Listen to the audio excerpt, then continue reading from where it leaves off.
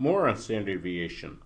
This lesson will cover 3 more advanced topics concerning standard deviation. So right away I'll say, if you're just worried about getting the basics of standard deviation, everything you learned in the last video, that will really help you with standard deviation. These are relatively specialized, rare questions, and you would only be seeing these if you were really doing very well in math and getting the hardest questions on the test. So I would not worry about this. If you're just worried about the basics of standard deviation, you could just skip this video. These are very advanced topics. Topic number 1 concerns how the standard deviation would change when we include new members to a list, making the list longer. This is a tricky issue for a few reasons. Let's say we have a set with 20 members, and the set has a mean of 50 and a standard deviation of 5. So what we have here are known as summary statistics. We know the overall mean, the overall standard deviation. We don't have the list of individual data. Suppose we're going to include 2 more numbers to bring the total number of members to 22. Suppose we include 80 and 80 as the 21st and 22nd members of the list. Of course, this would change the mean, and if we wanted to, we could calculate the new mean. The new mean would be slightly more than 50. But all the deviations change, so it is impossible to calculate the new standard deviation. So first of all, this is a subtle distinction. If we have the summary data, just the old mean, the old standard deviation, and then we add these 2 new points, we have absolutely no way to calculate the new standard deviation. Now, if we had the list, the original list of 20 values, and then we added the 21st and 22nd values, if we had all the values, then we could calculate the standard deviation. But even then, that's a calculation the test is not going to ask you to do. So in either way, you're not going to have to worry about this calculation. All we can say is that if we include new members that are far away from the mean of the set, the standard deviation of the new set will be larger. So that's very clear. The 2 values of 80 are way far away from all the other numbers. They're really big outliers. So adding really big outliers, that's going to increase the standard deviation. That you'd need to know. We can say a little bit more if we include a pair of numbers that doesn't change the mean.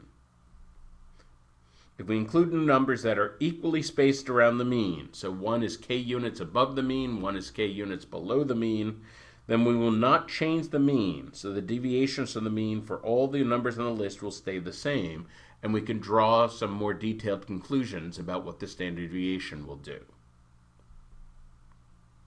Again, let's start out with that same set, 20 numbers, mean of 50, standard deviation of 5.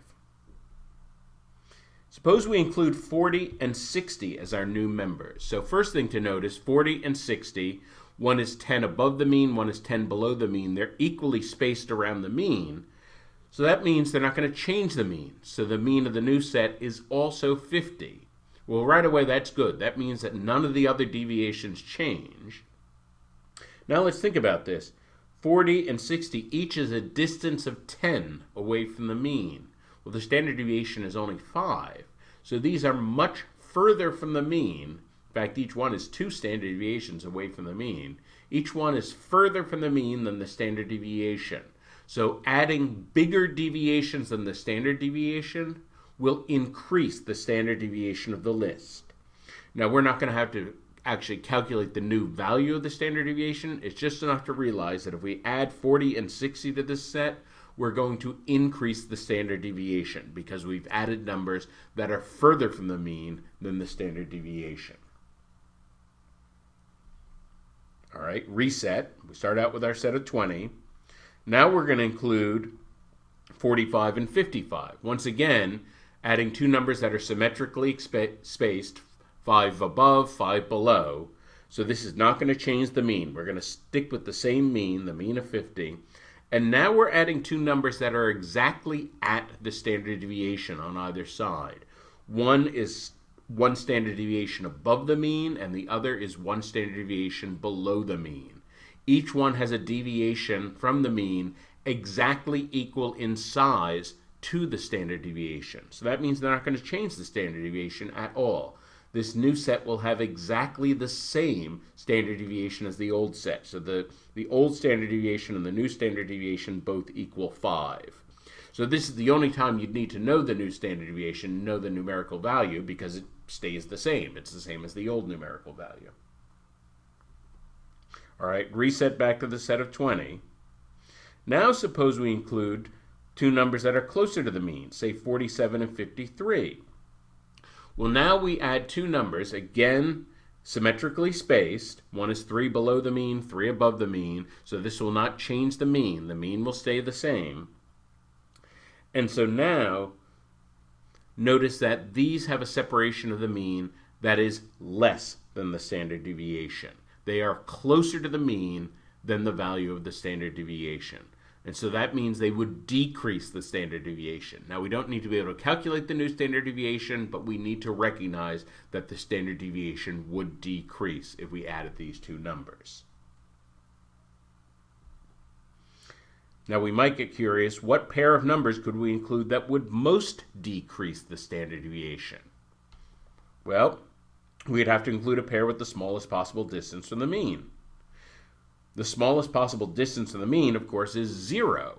You can't have a distance smaller than 0.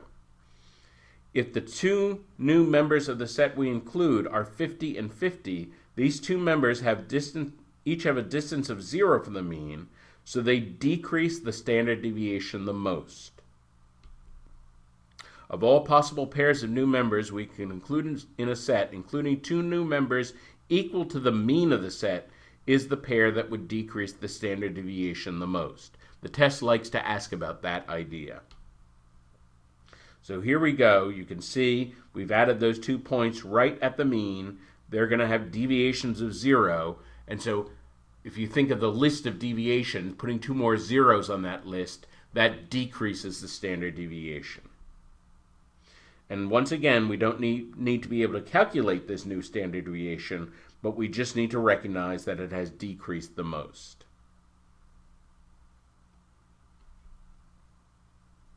The second topic concerns the standard deviation as a unit of measurement.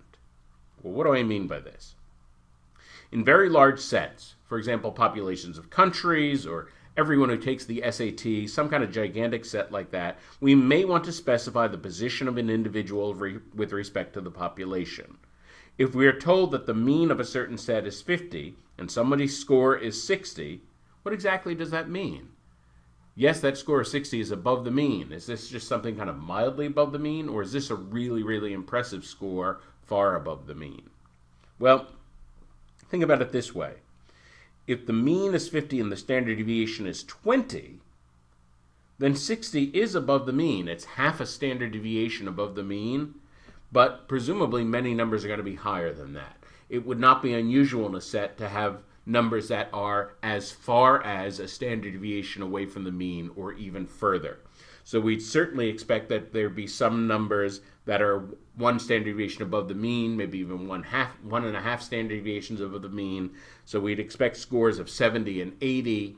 So 60, yeah, it's above the mean, but it's not among the highest scores. And so it's kind of on the good side of average rather than being a super impressive score in this particular set. Notice what happens if we change the standard deviation, though.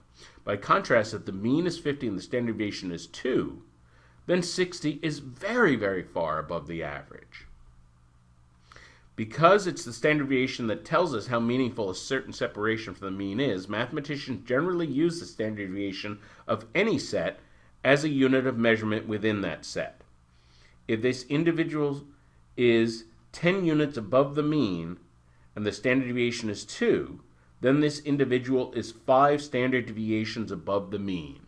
Now, it's hard to emphasize how extraordinary that would be, 5 standard deviations above the mean. In terms of musical abilities, that would be the best musician in the world. In terms of athletic abilities, that would be the best athlete in the world. That would be just someone off the charts, like once every 100 years kind of talented. That's how impressive this score would be if it were 5 standard deviations above the mean. Here's a practice problem. Pause the video and then we'll talk about this.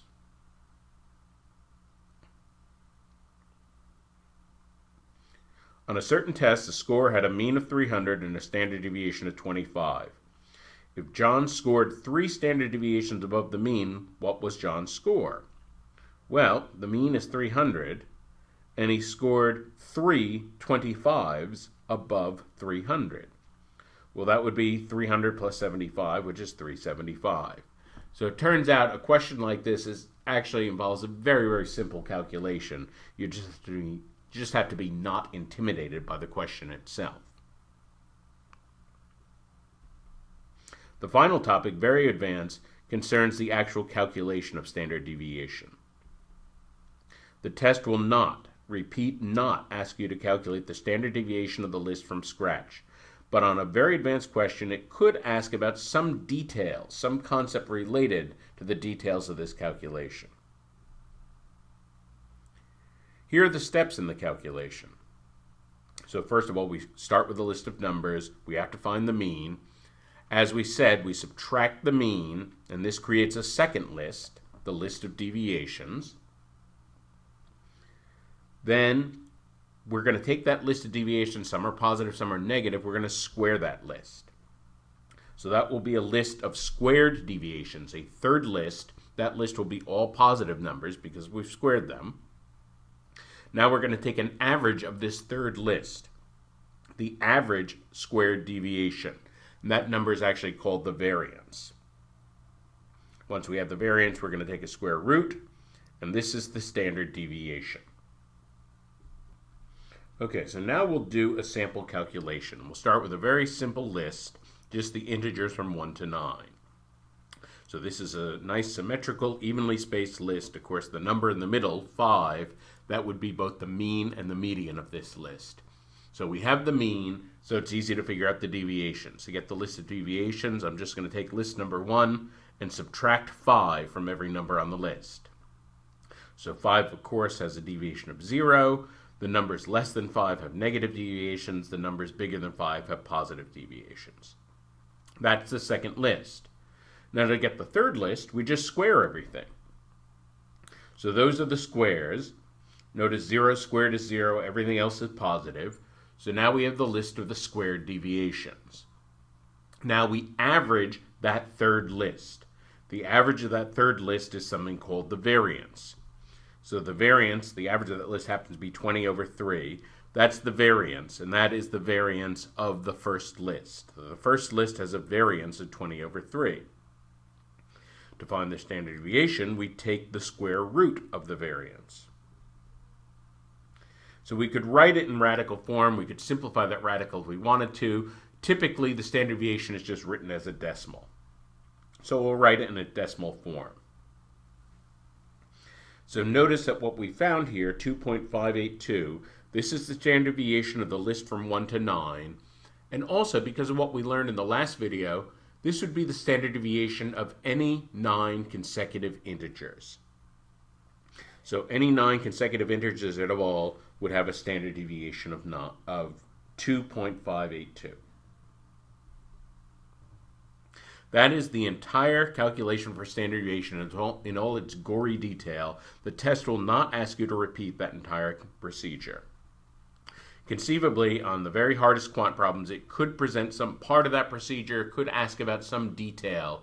One thing to notice, incidentally, because we're squaring, numbers that are larger, numbers that have larger deviations, make a larger contribution to the standard deviation, a much larger contribution. The effect of squaring amplifies the input of the numbers that have larger deviations. That's an important thing to notice. You may wonder why the standard deviation is defined in this particular way. This is related to its principal use. We could find the standard deviation of any list or set, but in some ways the standard deviation is designed to accompany the normal distribution, which we will discuss in the next video. Here's a practice problem. Pause the video and then we'll talk about this. Okay, so let's talk about this problem. The camp has 30 girls whose heights have an average of 130 centimeters and a standard deviation of 4 centimeters. Suppose 4 more girls join the camp, so there'll be 34 altogether. Which set of heights for these 4 additional girls would most increase the standard deviation of all the girls at the camp? Well, certainly if we wanted to least increase the standard deviation, if we wanted to decrease the standard deviation, we'd be adding girls who all had values of 130. They'd all be equal to the mean. Well, we don't have any like that, but notice with C, 2 of them are equal to the mean, and the other 2 are very close to the mean. So all 4 of them are closer to the mean than the standard deviation, so that's going to decrease the mean. So that's certainly not going to increase. If we add the ones in B, notice all 4 of those. We have deviations of -3, -1, 1, and 3. So those are going to all be deviations that, again, are less than the standard deviation, so that's also going to decrease the standard deviation, so that's not going to be right. Very interesting, if we look at A, there we have deviations of -4, -4, 4, and 4. All 4 of those numbers are exactly 1 standard deviation away from the mean. So in fact, adding those 4 girls will keep the standard deviation at exactly 4, because we're just adding more standard deviations, more deviations of the same value. So that's going to stay the same, and so that's not an increase. So the only one that's left is D, and if we look at D, what we're adding there are 4 outliers. Each one of them is 2.5 standard deviations away from the mean. That's far away from the mean. And so that's going to change the mean of the whole camp. It's going to upset all the deviations, and the net result is that you're going to have much larger deviations and a much larger standard deviation. So D is the answer. In summary, we discussed the effect of on the standard deviation of including a new pair of numbers in the set, and notice that we can talk about that most sensibly if we're adding 2 numbers that don't change the mean. We discussed using the standard deviation as a unit to indicate the position of an individual in a large population, talking about how many standard deviations above or below the mean. And we discussed the technical details of the exact calculation for the standard deviation.